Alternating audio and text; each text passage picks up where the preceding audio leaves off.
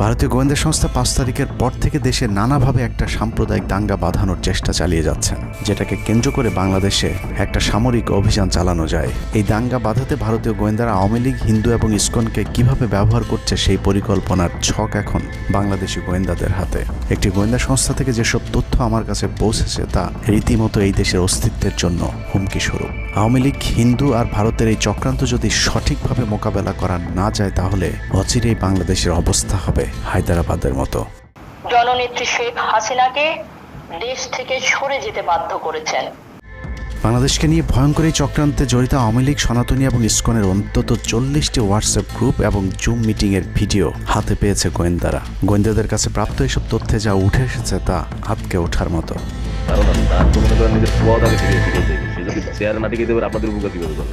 সেনাপ্রধান জামাত হলে এতদিন আওয়ামী লীগ বাইসে ফেলা দিত, ঠিক আছে? এটা তো আমাদেরও আওয়ামী লীগেরও একটা গেম হতে পারে, বলা যায় জামাত শিবিরের উপরে সব চাপা দিতে পারে, এটাও হতে পারে। এসব গ্রুপগুলোতে রীতিমতো বাংলাদেশের বিরুদ্ধে যুদ্ধের প্রস্তুতি চলছে। গ্রুপে তাদের সাথে সাবেক আওয়ামী লীগ সরকারের শীর্ষস্থানীয় নেতা থেকে বর্তমান সেনাবাহিনীতে চাকরিরত জেনারেল পর্যন্ত মাঝে মধ্যেই নাকি যোগ দিচ্ছেন।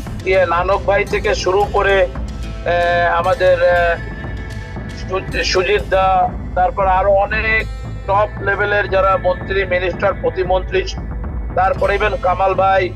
তো এখন বিষয়টা হচ্ছে যে ইভেন রাষ্ট্রপতির যে একেবারেই মানে কি বলে তার যে একেবারে মানে রাইট হ্যান্ড সচিব, উনিও আমাদের সাথে 2 দিন জয়েন করছেন। তো এখন ওনারা আসলে ভালো হইতো, যারা যারা আসেন আসলে ভালো হইতো। অনেক আমাদের এখানে প্রায় 12 থেকে 13 জন আপনার এমপি এসে কথা বলেছেন, যেটা আপনারা জানেন না, ঠিক আছে? বাংলাদেশে একেবারে টপ লেভেল সামরিক বাহিনীর 4 থেকে 5 জন জেনারেল লেভেলের লোকজন ওনারা এসে এখানে বসে থেকে আমাদের লাইভ শুনে গেছেন। আমাদের প্রধানমন্ত্রী উনি নিজে এসে বসে থেকে গেছেন। গ্রুপের সবচেয়ে ভয়ঙ্কর তথ্য পাওয়া গেছে ভুয়া মুক্তিযোদ্ধা জেডআই খান পান্নার মেসেজ থেকে। আওয়ামী এই আইনজীবী শহীদ সাইফুল ইসলাম আলিফের হত্যাকাণ্ড নিয়ে চাঞ্চল্যকর তথ্য দিয়েছে জেডআই খান পান্না।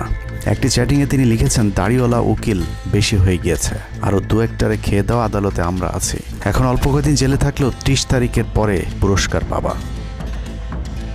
আরেকটি মেসেজে তিনি লিখেছেন, সুযোগ হাতছাড়া হয়েছে তোমাদের কারণে, কালকে সব হয়ে যেত। পরিকল্পনা ছিল কুপিয়ে মারার পর হিন্দুদের বাড়িতে হামলা হলে ভারত থেকে ট্রুপ চলে আসবে। ওরা যেহেতু হামলা করেনি, তোমাদেরই উচিত ছিল নিজেরা নিজেদের বাড়িঘরে আগুন দেওয়া। পেছনের ঘটনা বাদ দিয়ে 30 তারিখের পরিকল্পনায় মনোযোগী হও সবাই। শহীদ আলিফ হত্যাকাণ্ড নিয়ে আরেকজন লিখেছেন, কালকে আদালতে একটা লাশ পড়বে, হিন্দু ভাইদের পাশে আমাদের সবাইকে থাকতে হবে, ব্রিগেড মেজরের কমান্ড মেনে চলতে হবে।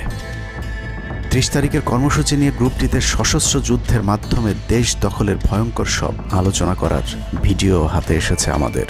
তারা বাঙালির অস্ত্রগুলি আছে, এই অস্ত্রগুলি কোথায় আছে আমার কাছে অলরেডি খবর এসেছে। আমি নিউজ দিচ্ছি গোয়েন্দাদের মাধ্যমে। তারা বলেছে 5000-এর বেশি তারা অস্ত্র আনছে, M60 রাইফেল, সাইবার রাইফেল আছে, 47 রাইফেল আছে, তাদের কাছে অত্যাধুনিক। আলোচকদের একজন বলছিলেন, সাবেক এবং বর্তমান পুলিশের সমন্বয়ে 1700 অস্ত্রধারী গ্যারিলা প্রস্তুত করা হয়েছে 30 নভেম্বরের জন্য। আমরা ইতিমধ্যে কথা বলেছি, পুলিশ পার্টির কথা বলছি, পুলিশের অনেক কর্মকর্তা অতিরিক্ত আইন থেকে শুরু করে পুলিশ পার্টিরা এসে ওনারা আমার সাথে কথা বলে আমাদের যোগাযোগ রক্ষা করছে। ঢাকা শহরকে কিভাবে ব্লক করা হবে সেই পরিকল্পনাও করা হচ্ছে এসব জুম মিটিংগুলোতে। আমাদের কাজ হলো আব্দুল্লাহপুর, আব্দুল্লাহপুর, আশুলিয়া, টঙ্গী আছে, আমরা উত্তরা ওইটা একটা ব্লক দিবেন, তাহলে আমরা খুব সহজে আমাদের কাজ সফল করব। সশস্ত্র যুদ্ধের জন্য পুরো দেশকে মোট 10টি বিভাগে বিভক্ত করা হয়েছে, যেখানে একজন করে ব্রিগেড মেজর নিয়োগ দেওয়া হয়েছে, যাদের সবাই দেশেই অবস্থান করছেন। এর মধ্যে গ্রুপে প্রাপ্ত জেডআই খান পান্নার নম্বরটিতে মেসেজ পাঠানো হলে মুহূর্তেই সাড়া দেন তিনি। কল করতেই গড় গড় করে সবকিছু স্বীকার করেন। জেডআই খান পান্না, জি আমি তাই। 30 তারিখ 50 থেকে 80% পুলিশ, আনসার, এমনকি সচিবালয়ের আমলারাও তাদের পক্ষে মাঠে নামবে বলে স্বীকার করেন গেরিলা আক্রমণের পরিকল্পনাকারী জেডআই খান পান্না। আপনারা কি কোনো গেরিলা ইনভেশন হামলা করা যাবে?